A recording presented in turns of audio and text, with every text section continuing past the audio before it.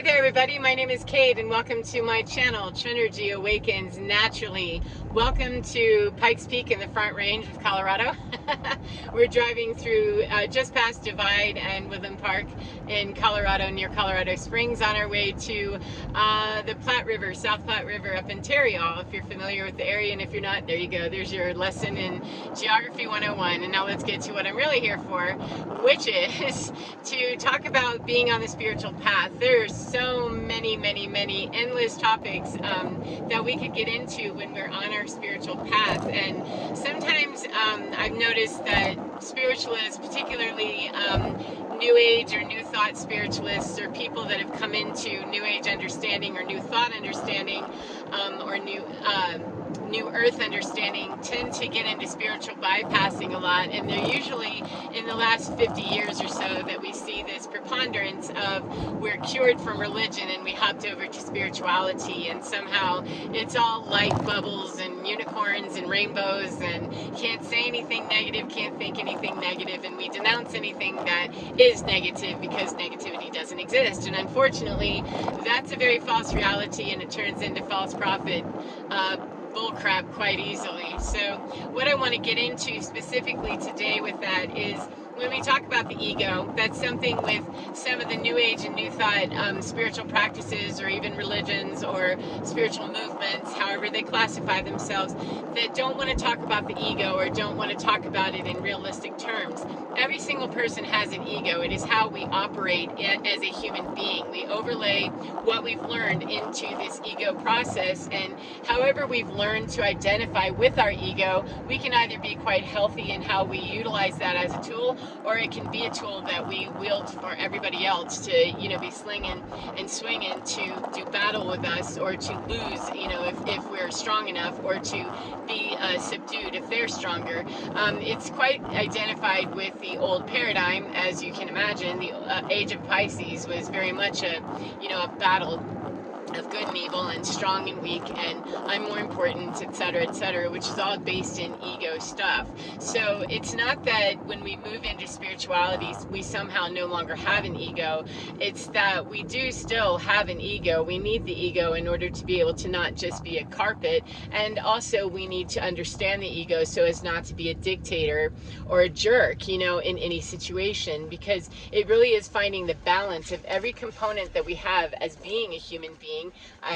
Using our ego, using our mind, using our sensitivity, our programming as we've identified it and redefined it perhaps and updated it, and our body. It's using every tool that we have, that we are given as human beings, which would be everything within us and everything outside of us, using that to our advantage to learn and create an environment where we understand ourselves better and can be balanced in our emotions and in our rationale, our logic, etc., and our energy management. So the deal with the ego, though, is that people that don't want to look at ego means that they don't want to have to look at the possibility that they're wrong, or that they don't hold as much power as they thought they did, or that they don't have that much importance where they thought they did, or they no longer have it, or they're battling for it.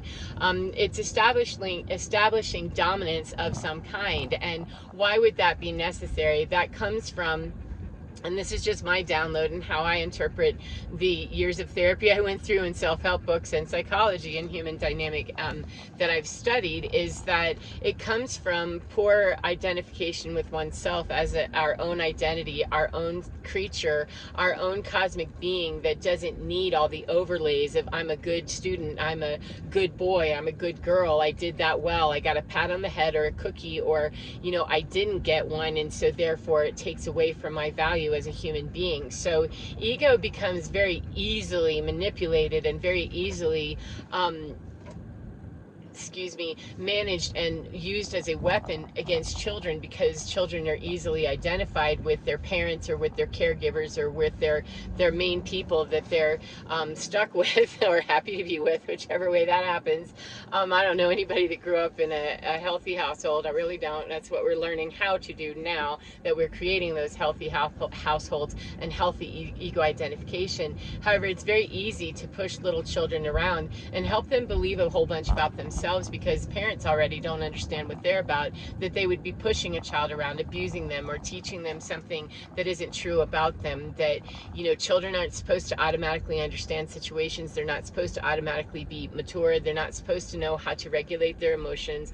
That's what the guiding people, the parents or the caretakers, ideally would be. However, that's not the reality for anyone that I know that's alive and my age or younger, or even older, especially older.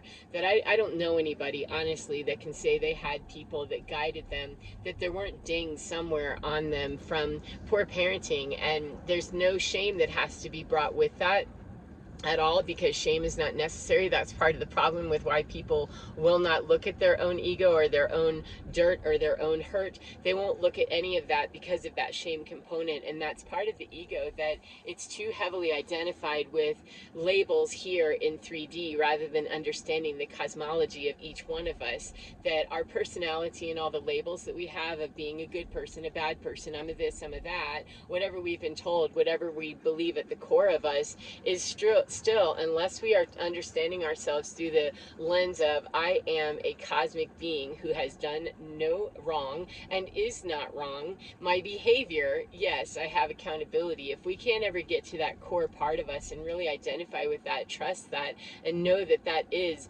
the absolute truth of us, and that there is nothing outside of that other than the behavior that we execute out here when we don't understand that relationship, we won't ever get to understand the divinity of that. Then we won't ever be able to deal with the shame that comes when people, you know, throw us into situations where we've been really harmed and maligned and really sullied and dirtied by their behavior. And we won't even begin to approach cute little dog when we've done that kind of stuff to somebody else. And so it's really not a matter of blaming the ego. The ego is just a, you know, a necessary component of being a human. We need something, you know, with the mind to regulate how a human is going to operate. And so the ego is just one of the tools. It's just that any kind of tool can be used as an instrument. You know, a scalpel can be used to remove cancerous lesions, and it can also be used to, you know, unalive someone. So I mean, it's a matter of how are we using these tools. And so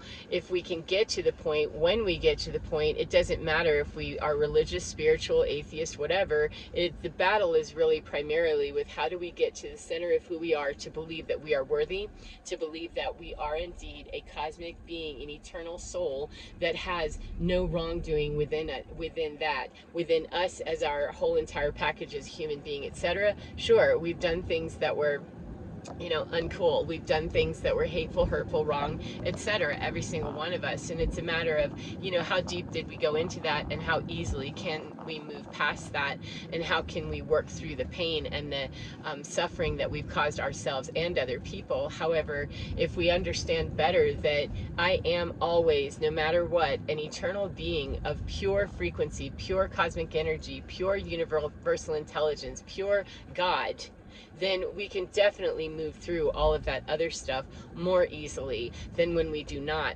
And so if people are looking at another and judging them, if they're looking at them and saying they deserve this, or they deserve to be harmed, it was okay, they're projecting, you know, their ideas, or they're denying the absolute truth and the facts that are right in front of them, or they're gaslighting, or they're trying to, you know, deflect conversation. Those are very weak souls who, the crust of soul, that little tiny, you know, piece of soul in there, is not developed enough to reach out into all parts of the humanity of that. It's not able to break through the granite of a person's heart that is, you know, closed off, that they stay very rigid and locked up in those ideas of I'm, you know, too much of this out here in earth. I'm a CEO, or I'm a religious leader, or I'm a priest, how dare you talk to me like that, or I'm a mother, or I'm a sister, or, you know, I'm so-and-so, I'm the title of husband, you're supposed to do that, or you're my child, you couldn't possibly, you know, say that to me, or whatever it is that we concoct all these ideas. We've all got 1,000 of them, you know, at our fingertips if we're honest about saying it.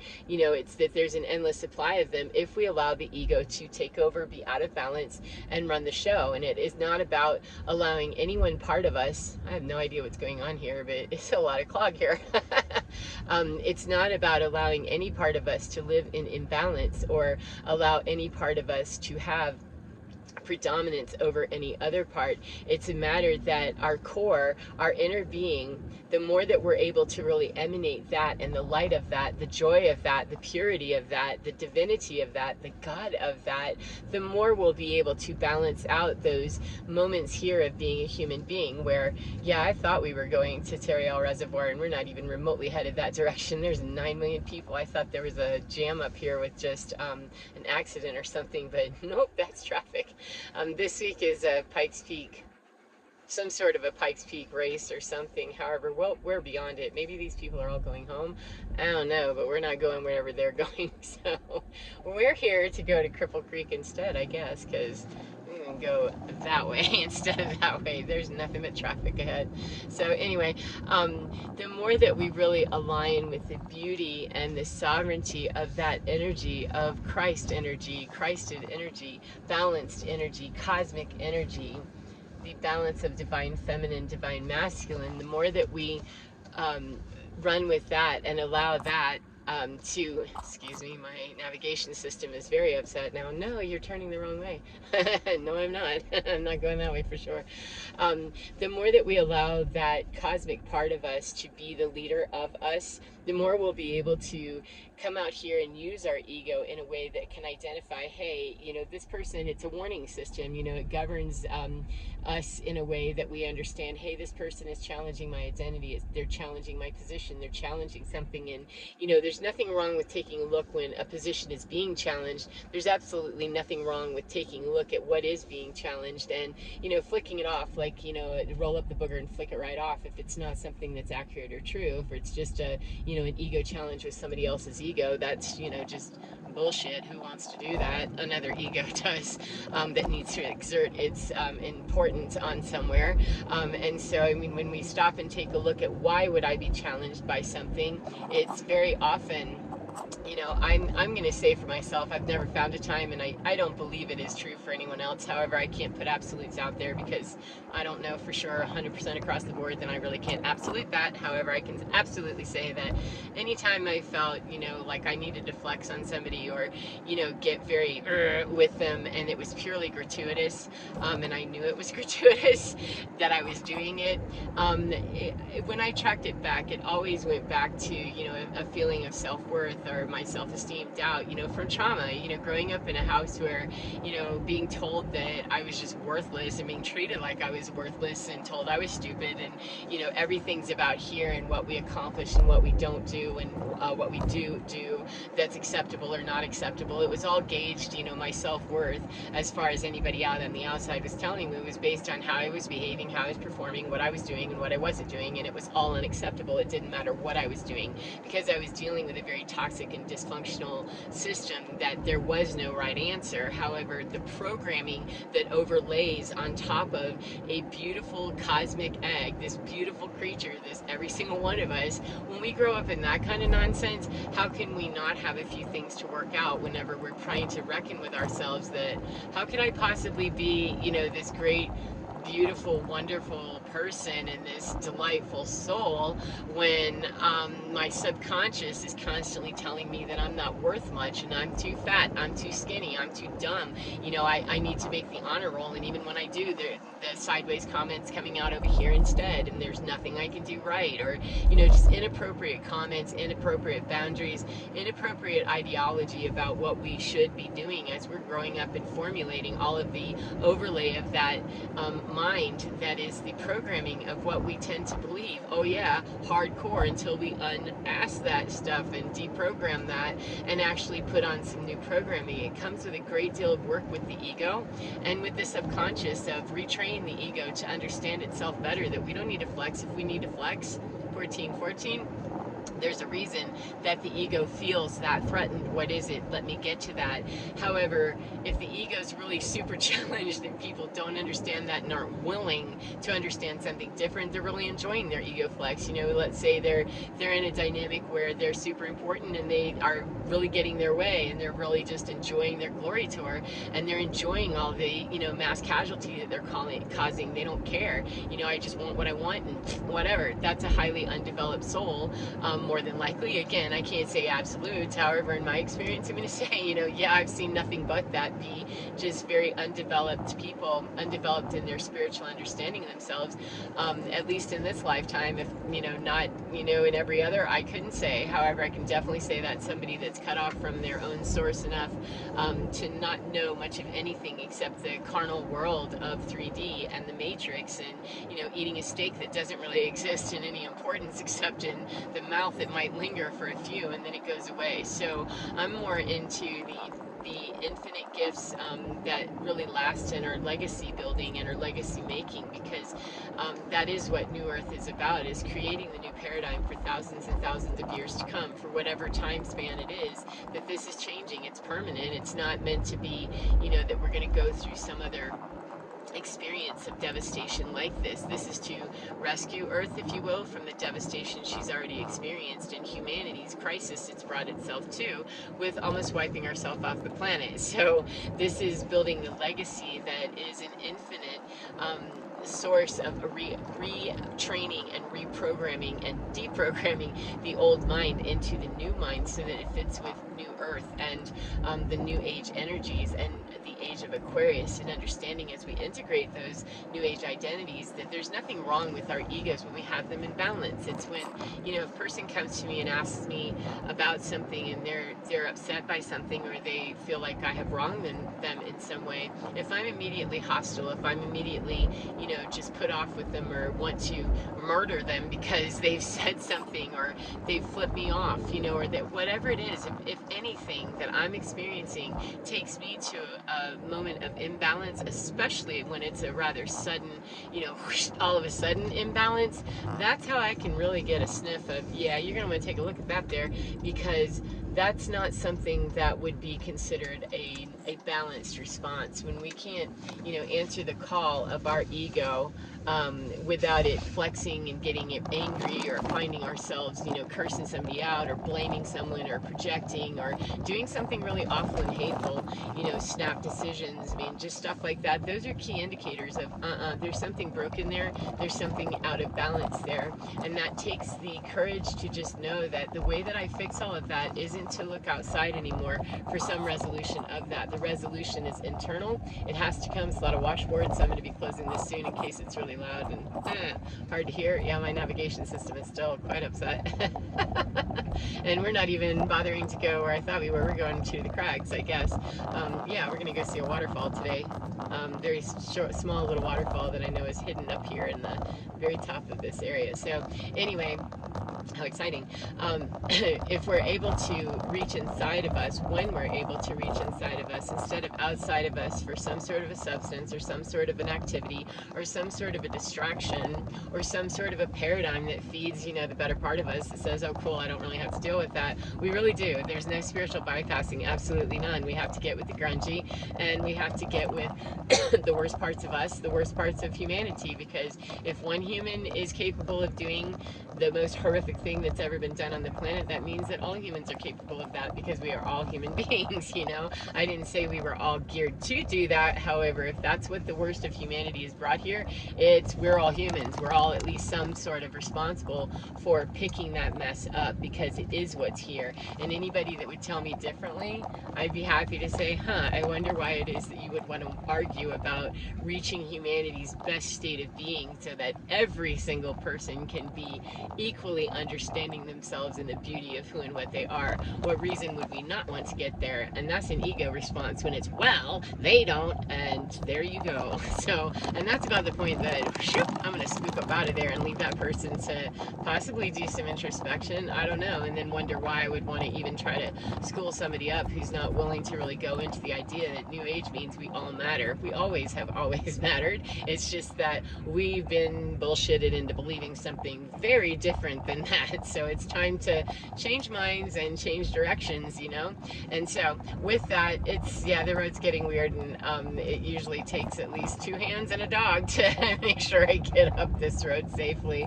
We're getting ready to pass the Mennonite camp anyway, and that gets super twisty and weird. So anyway, thank you very much for your time, and I hope that you enjoy your day no matter what part of the day you're in. And remember to get within your skin, because you're divine. It is absolutely beautiful, absolutely crystalline pristine, absolutely fine, and so pure, perfect, pure love, pure God energy that can show you how to work through the ego and all those behaviors that maybe weren't so, pristine. It's okay. We can move through anything that we've ever done or that has been done to us. However, we have to start with that pure source guiding us. So thank you, as I said, and enjoy your day. Get within your skin because you're divine, absolutely gorgeous, totally beautiful, wonderful, and absolutely fine. Bump, bump. Take care of yourselves, and I'll see you again next time. Goodbye, my friends. Mwah.